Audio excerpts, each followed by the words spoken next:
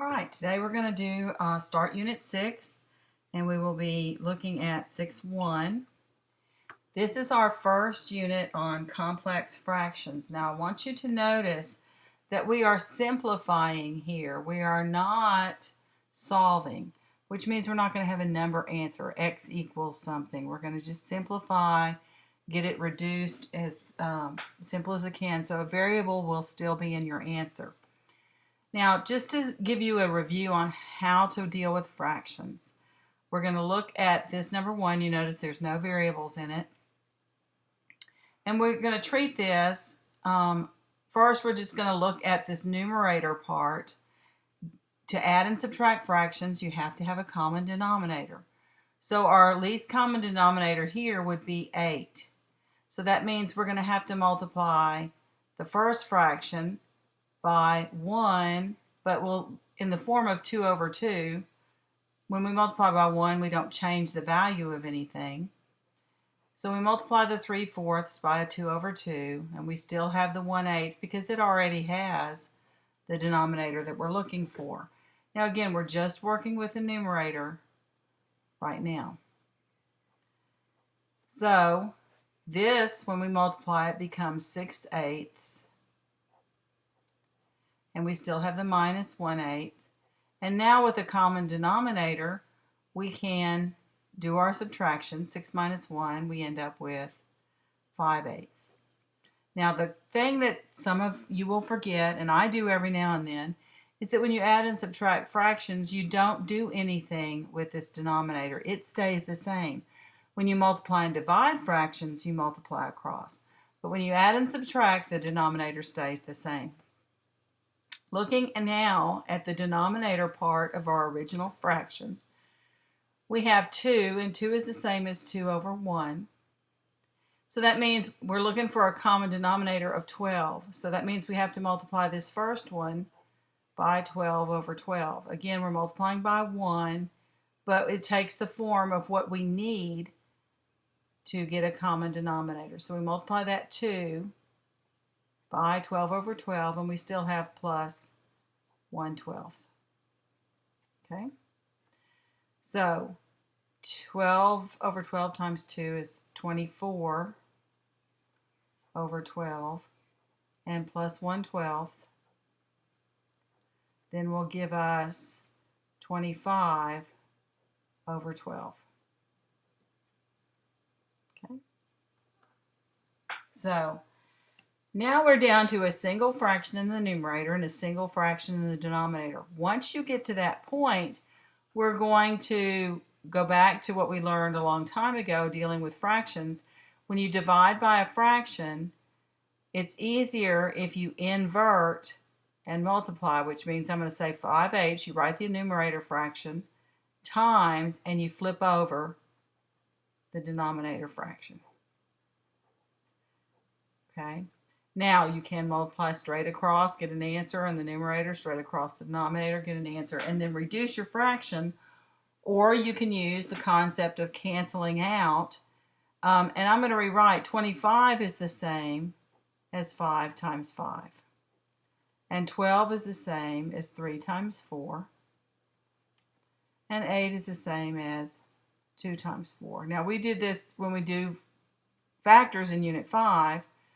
It's the idea that this 4, everything's multiplied, there's no plus or minus signs in there, so that 4 can cancel with that 4. 1 5 here can cancel, and that was part of the 25, so that's not there. So now what do we have left? We have left in the numerator 3, and in the denominator we have 2 times 5, or 10. And so that's my final answer. So you can cancel, then multiply across, or you can multiply across and then reduce. Now let's look at our next fraction here, and you'll notice this has a variable. It's a little more complicated. In our numerator, that is already a single fraction, so there's nothing we have to do to that. That's just going to stay the same. But this will be clustered as a factor because there's a plus sign here. It's not all multiplied. So if I later can cancel out a fraction, it's going to have to match this x plus 2 exactly. This is 6 over 1, so we don't have a common denominator. But if I multiply this by x over x, then I can get a common denominator of x.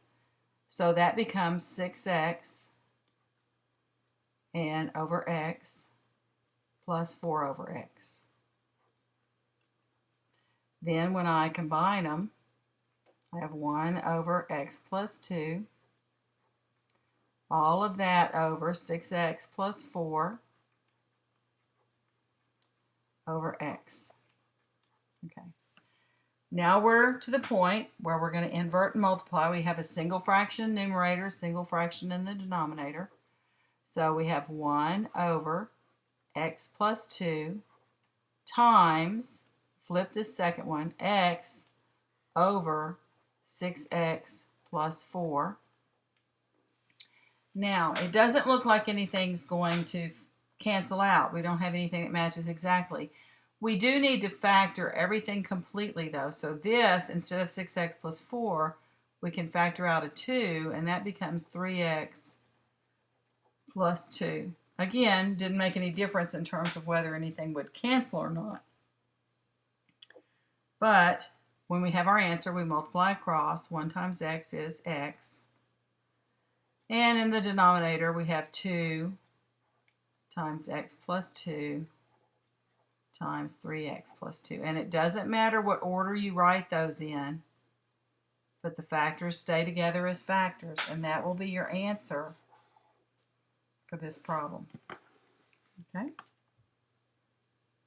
So we're going to move on to the next page. Down here to the next page, and hopefully the fraction will pop up. Yes, there it is. Okay. Get my pen. Now, in the numerator, we have an x and we have a 2x, so our common denominator is going to be 2x. So that means I'm going to multiply this first one by 2.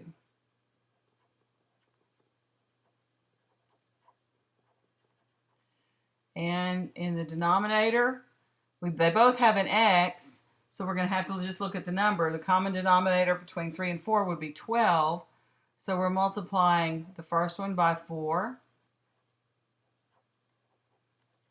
and the second one by 3. Okay, so now let's see what we have. We have 2 over 2x plus 3 over 2x. And in the denominator, we have 4 over 12x plus 9 over 12x. And that's going to simplify as 5 over 2x when I add the two together over 13 over 12x.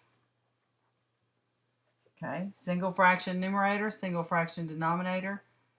Now I'm going to invert and multiply, so I have 5 over 2x times 12x, flip the fraction over, don't forget to do that, over 13. Now really there's a little bit that's going to cancel, but not a lot. 12 is 2 times 6, so 2 will go into 12 6 times. And our x's will cancel each other out. So what I'm left with then in the numerator is 5 times 6, or 30.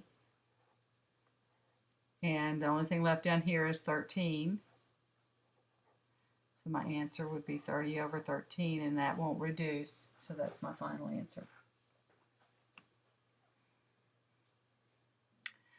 Number 4, 1 over 1. So I'm going to multiply by x minus 1 over x minus 1. Then that times 1 is just going to give me x minus 1. Here I have a 1, so I'm going to multiply this one by x squared minus 1 over x squared minus 1. So I have x minus 1 plus 1 all over x minus 1. And in the denominator, I have x squared minus 1 plus 1, and all of that is over x squared minus 1.